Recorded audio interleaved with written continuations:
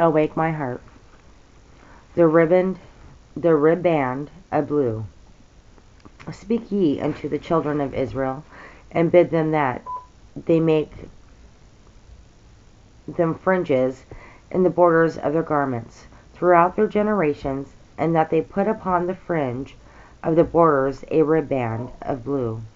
And it shall be unto you for a fringe, that ye may look upon it, and remember all the commandments of the Lord, and do them, and that ye seek not after your own heart and your own eyes, after which ye used to go a whoring, that ye may remember and do all my commandments, and be holy unto your God. Numbers 15:38-40.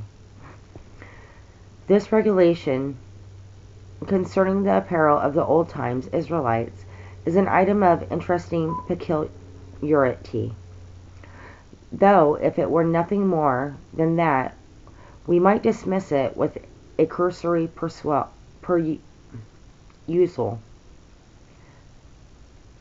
The fact is, however, that it has a divinely intended reference to ourselves, even though there is such a sweep of centuries between then and now. For it comes in the Mosaic narrative, of which Paul specifically says in 1 Corinthians 10:6-11, now all these things happened unto them as in samples, for our admonition. That fringe of blue admonishes us in three ways. First, it was an aid to remembrance. See verse 39. That ye may look upon it and remember. It recognized the weakness of human memory. Even those who are sincere can be forgetful. It reminded the wearers what good reason they had to remember the one who had wrought such deliverance for them. 41. It also prompted them to remember things heavenly, for it was blue in color. Second, it was an urge to obedience. See verse 39. That ye may look upon it and remember all the commandments of the Lord, and do them. Their remembering was not to be merely sentimental, but practical. Heavenly mindedness was to be linked with obedient godliness. Third, it was a mark of separation. See verse 40. That ye may remember and be holy unto your God. It is in this connection that the ribband of blue becomes most of all significant.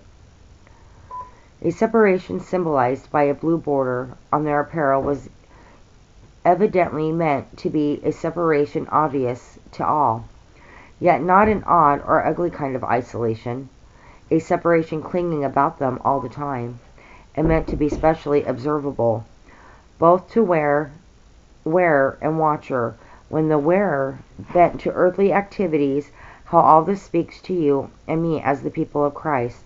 We are separated people. See Titus 2:14, 1 Peter 2:9, Ephesians 5:25-27, Galatians 1:4, 2 Corinthians 6:14-18. He would have us ever to be remembering himself, who has so loved us and wrought such redemption for us. 1 Corinthians 11:24, John 14:26, 2 Peter 1:13, 2 Timothy 2:8.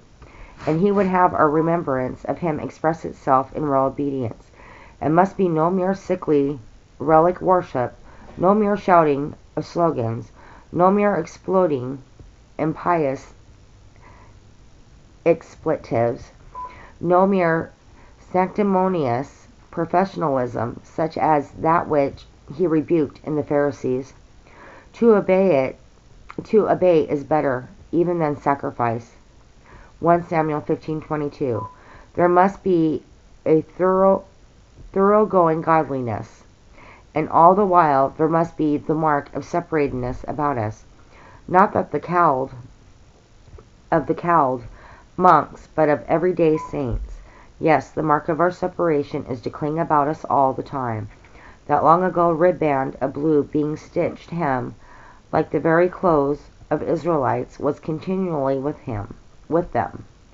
Obvious wherever they went and whatever they were doing, Read what John Bunyan says about Christian and faithful at Vanity Fair. Then read 2 Corinthians 6:14 through 18 again.